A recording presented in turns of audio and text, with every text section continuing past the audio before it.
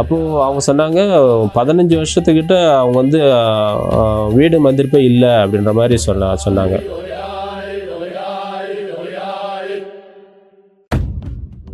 நிறைய பேர் வருவாங்க, என்னுடைய கணவர் என்னை துரத்தி விட்டாரு, இல்லை வீடு வாடகை கொடுக்க முடியாமல் வீட்டை பூட்டிட்டாங்க.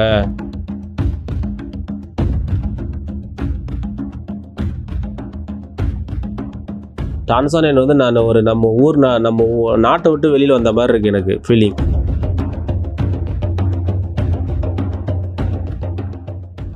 அன்பானவர்களே, உண்மையாலுமே ரொம்ப சந்தோஷமா இருந்துச்சு இவருடைய பங்குல பார்க்கும்போது.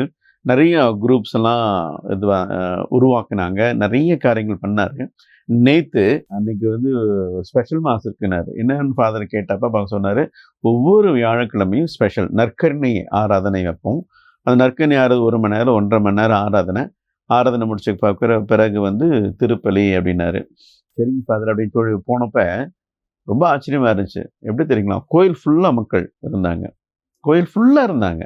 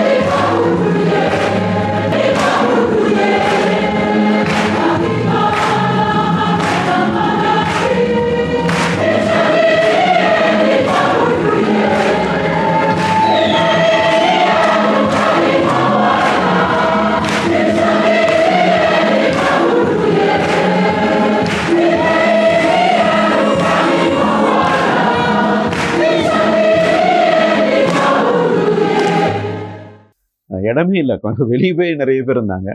அதை விட உண்ணான்னு கிட்டத்தட்ட நேற்று மட்டும் 11 குருக்கள் உட்காந்துருந்தாங்க, பாவசங்கன்னு கேட்டிருந்தாங்க.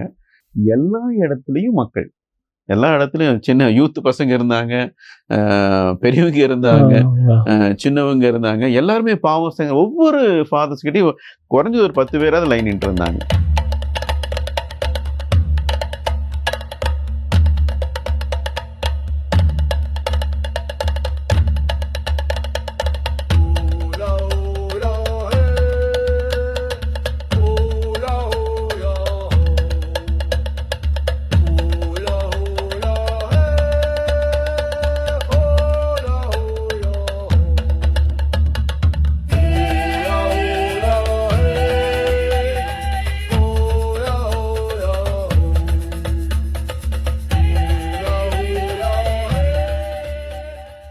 அந்த உள்ள நற்கருணை ஆராதனை நடைபெற்று இருந்துச்சு, ஃபாதர் நடத்தியிருந்தாங்க. அதில் பார்ட்டிசிபேட் பண்ணிட்டு இருந்தாங்க.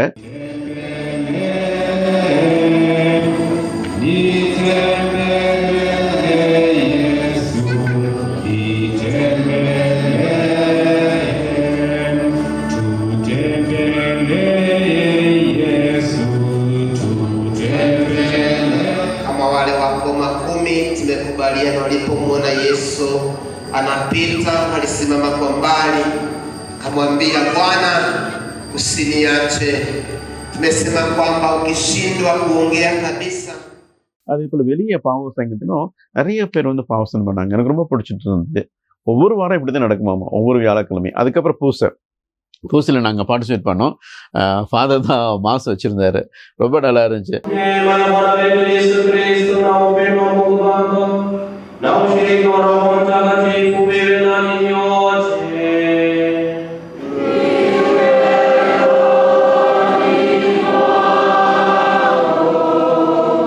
அவங்க லாங்குவேஜ் எனக்கு புரியல, ஆனா வந்து அவங்க பார்ட்டிசிபேட் பண்ணும்போது அவ்வளோ சந்தோஷமா எனக்கு இருந்துச்சு. பக்கத்துல இருக்க பாட்டு என்னென்ன பேசுறாரு அப்படின்னு சொல்லி கேட்டுக்கிட்டேன். அப்பப்ப கேட்டேன். ரொம்ப நல்லா இருந்துச்சு. மக்களும் நல்லா வரவேற்றாங்க. என்கிட்ட பேசும்போதும் அவ்வளோ நல்லா இது பண்ணாங்க. ரொம்ப சந்தோஷமா இருந்துச்சு. ஃபாதர் உங்களை ரொம்ப பாராட்டுறேன். மாதா டிவி சார்பாகவும் அதே போல் மாதா டிவி நேயர்கள் சார்பாகவும் இதை பார்த்துட்டு இருக்கிறாங்க நிறைய பேர் வந்து கண்டிப்பாக ரொம்ப ஆச்சரியமாக பார்ப்பாங்க. ஒரு தமிழ் சாமியார் கென்யால இன்னொரு கண்டத்தில் போய் ஆப்பிரிக்கா கண்டத்தில் போய் இவ்வளோ காரியங்கள் செஞ்சிருக்கிறாருன்னு சொல்லிட்டு உண்மையாக அவங்கள பாராட்டுவாங்க. வேற உங்களுக்காக ஜெபிப்பாங்க. நன்றி. எல்லாம் கடல் உண்மையாலுமே நிறைய காரியங்கள் செஞ்சிருக்கிறீங்க. குறிப்பாக அந்த வியாழக்கிழமை அந்த திருப்பலி அத்தனை மக்கள் இடநாள்ல வந்தாங்க அப்படிங்கும்போது ரொம்ப சந்தோஷம். ஆச்சரியம் தான். அதே போல அத்தனை குருக்களை நீங்க வர வச்சீங்க. ஒவ்வொரு வாரம் நிறைய பேர் ஒரு 6-7 குரூப் கண்டிப்பா வர வச்சிரும். வர வச்சு அவங்களுக்கு தேவையானது கொடுக்குறீங்க. ஆமா கண்டிப்பா. அவங்களுக்கு சில பேர் பெரும்பாலான சூழ்நிலை வந்து நாங்க போயிட்டு அவங்க இருக்கிற இடத்துல இருந்து கூட்டு வந்துடுவோம் கார்ல. திருப்பி அதே மாதிரி ஏன்னா நைட்டுன்றதால திருப்பி அவங்கள கொண்டு போய் விட்டு வந்துடும். அதே மாதிரி சப்போர்ட் அவங்களுக்கு கொஞ்சம் ஹெல்ப்பும் சப்போர்ட் பண்ணுவோம்.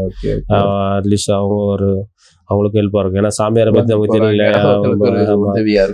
ஆனால் அவங்க வந்து நிறைய சாக்ரிஃபைஸ் பண்ணுறாங்க. வந்து மக்களுக்கு இது மாதிரி நாணயங்கள் உதவுறது நல்ல விஷயம் தானே சாமி. அதை நம்ம சப்போர்ட் பண்ண சாமி. இந்த பங்குல நீங்க இருக்கும் பொழுது 10 மாசம் வந்துருக்கிறீங்க. இந்த காரியம்லாம் செஞ்சிருக்கிறீங்க. ரொம்ப இருக்கு.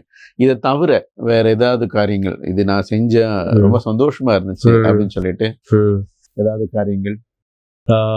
இங்கே வந்து அடுத்தது முக்கியமான ஒரு சூழ்நிலை, நாங்கள் வந்த உடனே நாங்கள் 2 பேரும் உதவி சாமியார் நானும் புதுசு இல்லைங்களா சொன்னேன். அப்போ நாங்கள் வந்து மக்களை தெரிஞ்சுக்கணுன்னு ஆசைப்பட்டோம். எங்கே வாழ்கிறாங்க, என்ன சூழ்நிலை அப்படின்னு நாங்கள் என்ன முடிவு பண்ணால் 2 பேருமே சேர்ந்து அன்பியங்களை மந்திரிக்க போகணும் அப்படின்ட்டு முடிவு பண்ணிட்டோம். ஆமாம், ஹவுஸ் விசிட்டிங் ஆரம்பித்தோம். மொத்தம் 3 கிளைப்பங்கு இருக்குது. இது 4வது. அப்போ மொத்தம் 4 ஸ்டேஷன்ஸு. ஒரு ரொம்ப தூரமான ஸ்டேஷன் வந்து 25 கிலோமீட்டர் இருக்கு. மட் ரோடு தான் கொஞ்சம் ஆமாம் தூரம் போகணும். அது வில்லேஜ் மாதிரி, அது வந்து நமக்கு கிராமம் மாதிரி. அது இங்கே வந்து டவுன். மற்ற 2 இடங்களுக்கு போனால் கொஞ்சம் வில்லேஜ் தான். அப்போ முதல்ல நாங்கள் அந்த வில்லேஜையும் வந்து மந்திரிக்கணும். மொத்த பங்கு நம்ம எல்லா அன்பையிலையும் மந்திரிச்சிடணும். மொத்தம் ஒரு 50 அன்பையும் இருக்குது மொத்த பங்கில். எல்லாரையும் மந்திரிச்சிடணும் அப்படின்னு சொல்லிட்டு முடிவு பண்ணோம். அதே மாதிரி என்ன பண்ணலாம்னு சொல்லிட்டு நம்ம 2 பேரும் சேர்ந்தே போவோம். 2 பேரும் சேர்ந்து ஒரு அன்பினா ஒரே 2 பேரும் ஒரே டைமில் இருப்போம். இப்படி ஒரு இடத்துல இருந்து ஆரம்பிச்சோன்னா 2 பேரும் ஒன்றா போவோம். இந்த பக்கம் நீ போ, இந்த பக்கம் போ, அப்படியே ஒன்றா அப்படியே சேர்ந்து கடைசியில் வந்து பூசை வைக்கணும். அது மாதிரி முடிவு. அப்போ 2 பேருக்கும் ஒரே டைமில் நான் அந்த ஜியோகிராஃபி தெரிஞ்சிடும். மக்கள் எங்கே இருக்காங்க, இந்த அன்பினா இந்த ஏரியாவில் இருக்காங்க அப்படின்ற மாதிரி தெரியும். அப்படின்ற மாதிரி நாங்கள் முடிவு பண்ணோம். அதுதான் ஒரு பாசிட்டிவ் இம்பாக்ட் இதுக்கு வாய்ப்பு இருந்துச்சு. அப்போது அதுலேருந்து நமக்கு வந்து அவங்கள பேரை தெரிஞ்சுக்கிட்டோம், அவங்க எங்கே இருக்காங்கன்னு தெரிஞ்சுக்கிட்டோம். அப்போ நம்ம ரொம்ப தே ஃபெல்ட் அட் ஹோம்.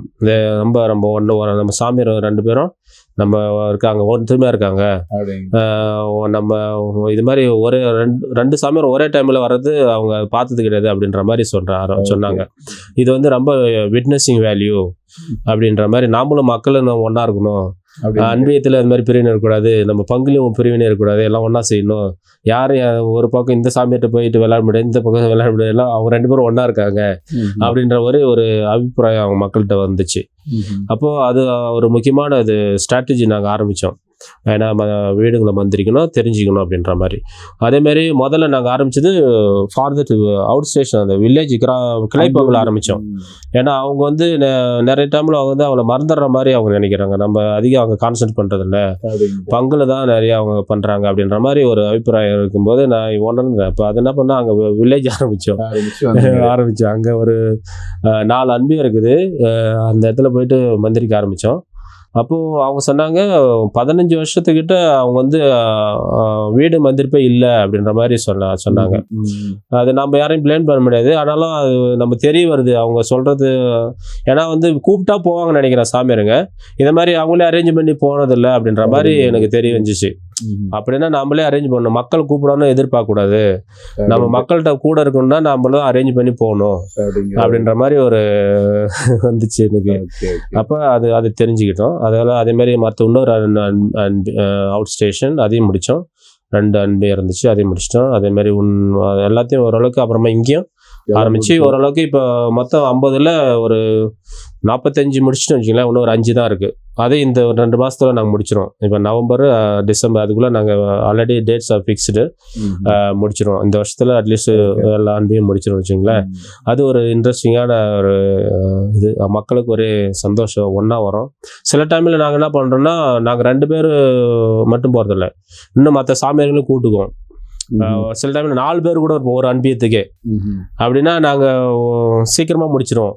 சில டைமில் அவங்க என்ன பண்ணால், வழக்கமாக அவங்க என்ன நினைக்கிறாங்க, வீடு மந்திரிக்குன்னா ஒரு நாள் ஃபுல்லாக எடுத்துக்கும் அப்படின்ற மாதிரி அவங்களோட கணக்கு. ஏன்னா ஒரே சாமியார் அவர் மந்திரிச்சு முடிக்கிறதுக்குள்ளே ஒரு நாள் போயிடும். அப்போ நாங்கள் என்ன பண்ணோம், 4 பேர் 5 பேர் கூட போனோம், ஒன்றா போயிட்டு அப்படியே மந்திரிச்சிட்டு ஒரு 3 மணி நேரத்தில் 2 மணி நேரத்தில் எல்லாம் முடிச்சிருவோம். முடிச்சுட்டு பூசை சாப்பாடு எல்லாம் முடிச்சிடும். அப்போ அவங்களுக்கு அதுக்கப்புறம் அவங்களோட அபிப்பிராயத்தை கேட்போம். எப்படி உங்களுடைய அனுபவம் என்ன கற்றுக்கிட்டீங்க அப்படின்ற மாதிரி அவங்களுக்கும் பேச வாய்ப்பு கொடுக்கும். அவங்க சொல்லுவாங்க, தே ஆல்சோ எக்ஸ்பிரஸ் தான் சொல்லுவாங்க. ஓகே பரவாயில்ல, நீங்கள் 2 பேரும் ஒன்றா வரீங்க, இத்தனை சாமியார் வந்திருக்கீங்க, கடவுளை ஆசீர்வாதம் கொண்டு வந்திருக்கீங்க அப்படின்ற மாதிரி சந்தோஷம், நம்ம எல்லாம் செய்வோம் அப்படின்ற மாதிரி ஒத்துழைப்பு. அது மாதிரி ஒரு இது சூழ்நிலை கொண்டு வந்தோம். அதுதான் ஒரு ரொம்ப சாட்டிஸ்ஃபேக்டரி ஒரு அனுபவம் இது அன்பேத்தில். ரொம்ப நல்லா செஞ்சிருக்கிறீங்க. டான்சானியா அப்படிங்கிறது ஒரு கிராமம், வில்லேஜ். இப்போ நீங்க கென்யாவில் இருக்கிறது வந்து ஒரு டவுன் பங்கு. இப்போ அங்க இருக்கிற மக்களும் இங்க இருக்கிற மக்களும் வித்தியாசம் இருக்கும். வழிபாடு முறை வேற இருக்கும். நீங்களுக்கே ஒரு வித்தியாசமான அனுபவங்களா இருக்கும். கண்டிப்பா. என்ன டிஃபரன்ஸ் நீங்க பாத்தீங்க? அதான் நான் ஏற்கனவே சொன்ன மாதிரி டான்சானியா வந்து நான் ஒரு நம்ம நாட்டை விட்டு வெளியில் வந்த மாதிரி இருக்கு எனக்கு ஃபீலிங். இப்போ நம்ம இந்தியாவில் இருந்து முதல்ல டான்சானியா போனேன். இப்போ டான்சானியா ஒரு 22 வருஷம் வேலை இருந்துட்டு திருப்பி இங்கே ஒரு கென்யா முதல் டைம் இங்கே பணி செய்ய வரும்போது வேற ஒரு நாட்டுக்கு போகிற மாதிரி எனக்கு, நம்ம ஊர் நாட்டிலேருந்து வேற நாட்டுக்கு போகிற மாதிரி ஒரு அதுவே ஒரு அனுபவம், வித்தியாசமான அனுபவம், எக்ஸ்பெக்டேஷன்லாம் இருந்துச்சு. இங்கே வந்தற்பாடு இங்கே நான் அனுபவிச்சது என்னன்னா, இங்கே வந்து டவுன், இது வந்து அர்பன் ஏரியா, ஏர்போர்ட்டு ஒரு 7 கிலோமீட்டர் தூரம் தான் இங்கேருந்து இந்த பங்குக்கும் பக்கத்தில். அப்போ மக்கள் வந்து நிறையா செட்டில்டு, ஆல் மிக்சர் எல்லாம் இருக்கிறாங்க. Mixer group. ஆமாம், வேலையே இல்லாத இருக்காங்க. இந்த டெய்லி வேஜஸ், சில பேர் settled in job, running business அவங்களே, அது மாதிரி மிக்சர் குரூப்பு பணக்காரர் இருக்காங்க. அதே மாதிரி அந்த குளமும் ட்ரைபஸும் நிறைய மிக்சடு ட்ரைப்ஸு, ஒரு ட்ரைபு இல்லை ஒரு இடத்துல இல்லைங்களா, இது வந்து மிக்சடு, எல்லாம் மிக்சடு இருக்காங்க. அது ஒரு டிஃப்ரென்ஸ் பார்த்துருக்கேன். ஒரு ட்ரைப் தான் இருக்கும் நிறைய. அவங்களுடைய பழக்க வழக்கம், சாப்பாட்டு வித்தியாசம் ஒரே மாதிரி இருக்கும், நடவடிக்கை எல்லாமே ஒரு மாதிரி இருக்கும். ஆனால் இங்கே வந்து எல்லாமே ஒரு மிக்சடு டவுன் லைஃப் என்னும்போது, அர்பன் என்னும்போது அது ஒன்று. அப்படி பார்க்கும்போது சேலஞ்ச் அதை என்ன சொல்லணும்னா,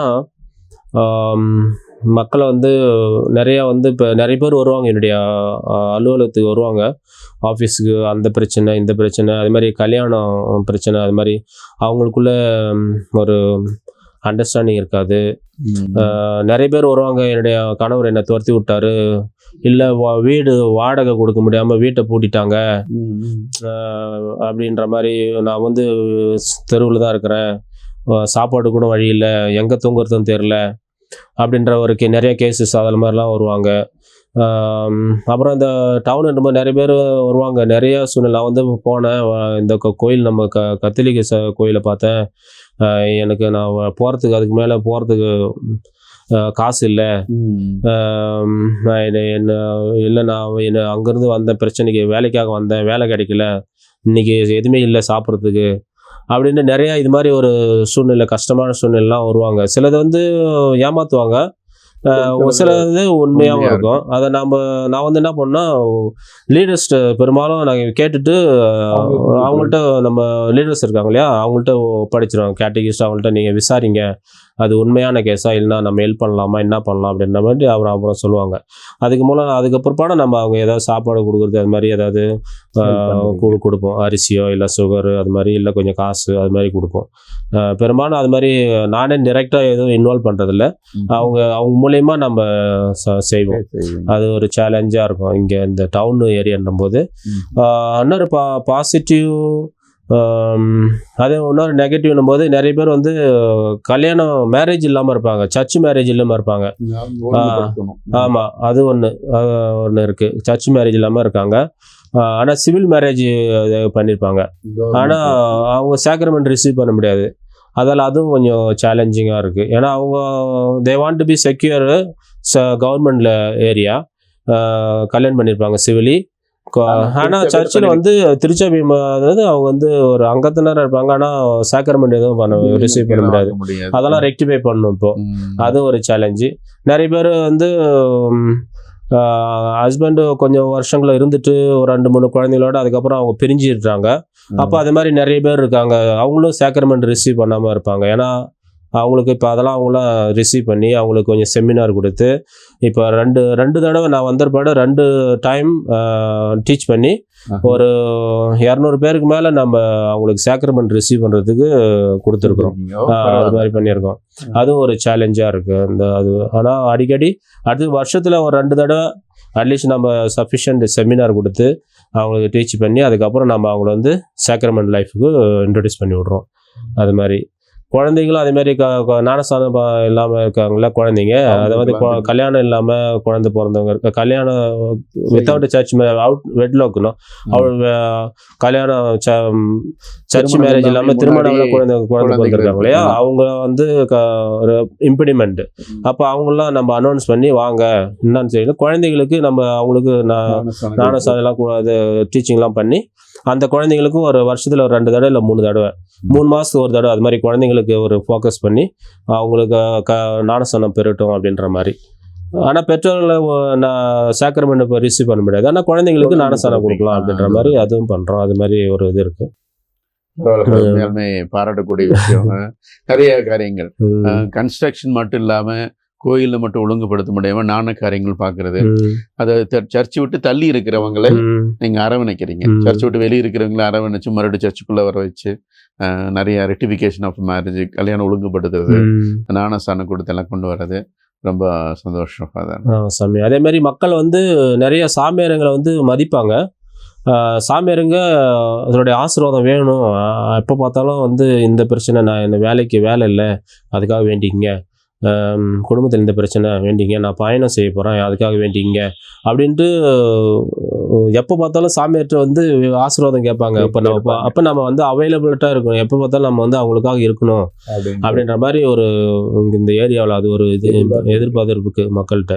அதாவது நமக்கு வந்து எப்பயுமே பிஸி, எப்பயுமே மக்களுடைய பார்க்கும்போது அவர் எப்போ இருக்கும் மக்களோட இருக்கணும் அப்படின்ற ஒரு திருப்தி பணியில் நல்லபடியாக போயிட்டுருக்கோம் வச்சுங்களேன் சாமி. மேலே ரொம்ப சந்தோஷமாக இருக்குது. உங்களுடைய பணிகள் டான்சானியா அதே போல் கென்யாவில் இருக்கும்போது ரொம்ப சந்தோஷமாக இருக்குது. நிறைய காரியங்களை செஞ்சுருக்கிறீங்க, ரொம்ப பாராட்டுகள். கண்டிப்பாக இந்த எபிசோடு பார்த்துட்டு இருக்கிற மக்கள் அனைவருமே உங்களை பற்றி நம்ம பெருமையாக இது பண்ணுவாங்க. கண்டிப்பாக இருக்கேன். இப்போ கடைசியாக ஒரே ஒரு இது, இவ்வளோ வருஷம் வாழ்ந்துட்டீங்க, ஐ மீன் ஒரு 23 வருஷம் 23 வருஷம் இந்த ஆப்பிரிக்காவில் 18 வருஷமா சாமியார். இத்தனை 18 வருஷம் சாமியார் வாழ்க்கை, ஒரு குருத்துவ வாழ்க்கையை வாழ்ந்துருக்கீங்க. எங்கள் மக்களுக்கு நீங்கள் என்ன சொல்கிறீங்க? ஒரு சின்ன ஒரு மெசேஜ் எங்கள் மக்களுக்காக பார்த்துட்டு இருக்க மக்களுக்கு கொடுங்க. ரொம்ப நன்றி சாமி. மாதா டிவியின் பார்வையாளர்களே, நான் என்ன சொல்ல விரும்புகிறேன்னா, கடவுள் மேலே நம்பிக்கையாக இருக்கணும். நம்ம கிறிஸ்தவர்களாக இருந்தாலும் சரி, அதை கிறிஸ்தவர்கள் மற்றும் நம்ம சாமியார் குருக்கள் கன்னியர்கள் நம்மளுடைய வாழ்க்கையில் வாழும்போது கடவுள் மேலே நம்பிக்கை வச்சு அதுலேருந்து தளராமல் இருக்கணும். அதுதான் நான் சொல்ல விரும்புகிறேன்.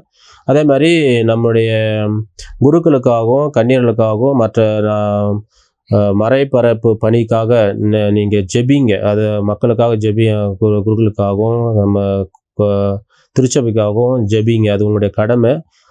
அன்னை மரியாள் வழியாக அவங்களுக்காக ஜெபிக்க தவறாதீங்க, கண்டிப்பாக ஜெபிங்க. ஏன்னா இது மாதிரி ஒரு கஷ்டமான சூழ்நிலையில் நாங்கள் பணி செய்யும்போது கடவுளுடைய ஆசிரியர் இல்லாமல் நம்ம அது அளவுக்கு செய்ய முடியாது.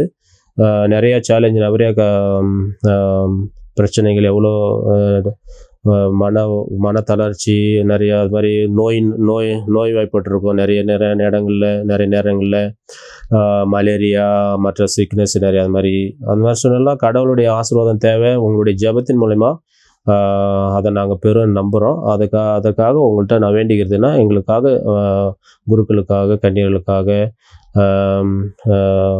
நற்செய்தி பணி சிறக்க தொடர்ந்து ஜெபிங்க. அதை உங்கள்கிட்ட நான் வேண்டிக்கிறேன்.